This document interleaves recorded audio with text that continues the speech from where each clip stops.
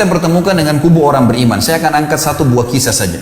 Ini satu kisah sudah cukup untuk menghancurkan semuanya orang-orang yang tidak beriman kepada Allah. Tentu ada banyak kisah-kisah lain, tapi saya angkat kisah seorang tabi'in yang bernama Abdullah. Abdullah ini orang yang sangat soleh.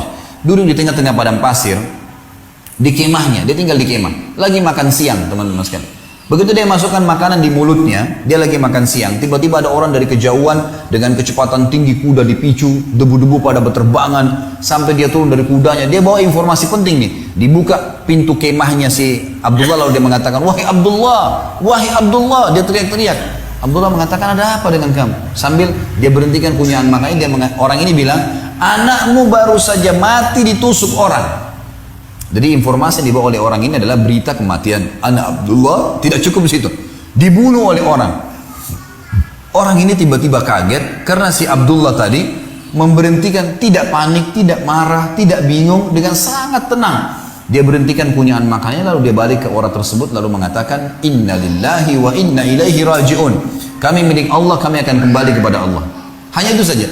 Lalu dia kembali kunyah makanannya. Dan ini ada pelajaran teman-teman, nanti akan diceritakan, dia sebutkan sebabnya kenapa dia tetap punya makanan. Orang yang bawa informasi penasaran, ini orang mati anaknya nih. Maka dia ulangin, wahai Abdullah, anakmu mati ditusuk orang. Informasi yang kedua kali, mungkin tadi Abdullah yang pertama nggak dengar nih. Gitu.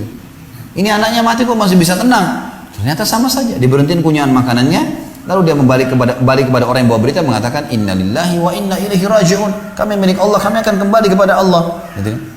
Dia kunyah lagi makanannya. Orang ini 3 kali ulangin. Dia penasaran. Dia mengatakan, demi Allah wahai Abdullah, saya melihat seseorang pegang pisau, tusuk dada anakmu, berdarah, mati.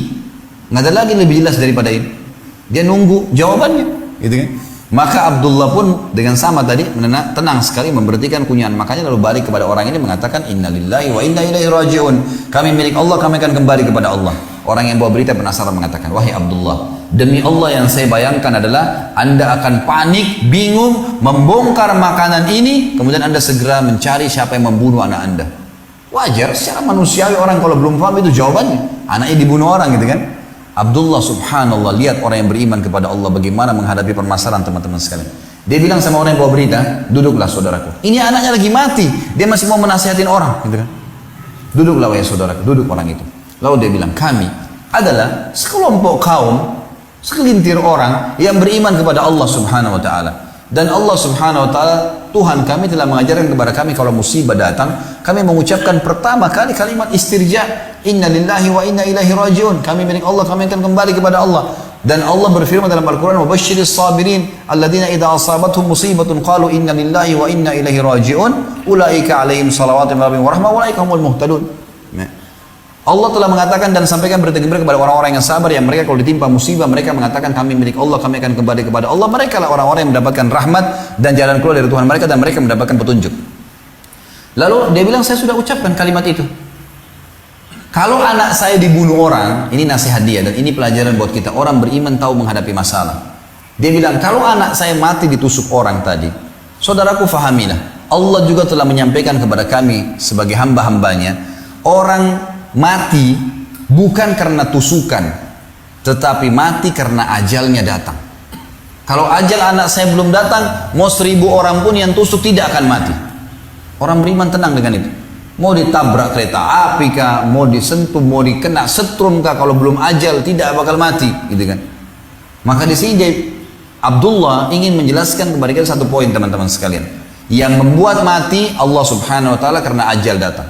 Dan bahasa saya, ajal ini tanggal expire, gitu kan? Jadi bukan cuma makanan kalian punya tanggal expire, antum dan saya juga punya tanggal expire, gitu kan? Semua alam semesta ini punya tanggal expire. Ada sebuah riwayat menjelaskan, seorang sahabat pernah membeli sebuah piring, kemudian piringnya jatuh pecah oleh pembantunya. Lalu dia marah-marah dengan pembantunya. Nabi SAW waktu dengar panggil tuan rumahnya, panggil. Lalu kata Nabi SAW kepada tuan rumahnya, kenapa kau marah dengan pembantumu? Dia bilang, ya Rasulullah, piring baru saya beli dipecahin. Kata Nabi SAW, jangan kau marah dengan pembantumu karena piring yang dipecahkan olehnya punya ajal sebagaimana kau punya ajal. Kalau bukan pecah di tangannya, akan pecah di tanganmu. Gitu kan? Gelas ini teman-teman sekalian, kalau sudah saatnya pecah, maka di tangan saya itu di tangan Anda akan pecah pada saat itu. Atau kita taruh di meja pun akan pecah dengan sendirinya. Memang sudah begitu ajalnya. Kita beli makanan ternyata ada yang rusak. Rusak itu karena ajalnya sudah datang. Gitu kan? Maka kita harus paham masalah ini. Mati itu karena ajal sudah datang. Gitu kan? Kemudian juga saya ingin titik beratkan teman-teman sekalian di poin ini. Mati dalam Islam itu cuma dirasakan satu. Semua mati, jenis-jenis mati, orang ditabrak kereta api kepalanya hancur, orang yang naik pesawat meledak tidak ditemukan sepotong pun badannya, orang yang tenggelam di lautan dimakan ikan habis badannya, orang yang mati di atas ranjang teman-teman sekalian, ini dalam Islam satu. Yang dirasakan cuma satu. Mungkin kita secara manusiawi lihat berbeda-beda prosesnya, tapi ini mati satu karena hanya merasakan sakaratil maut, itu saja.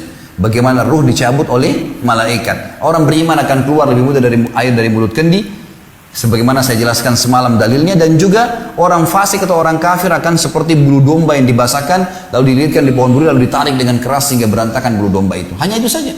Maka Abdullah di sini tenang teman-teman sekalian, anaknya mati, dia tidak perlu balas dendam karena memang anaknya mati sudah ajal. Itu cuma proses saja.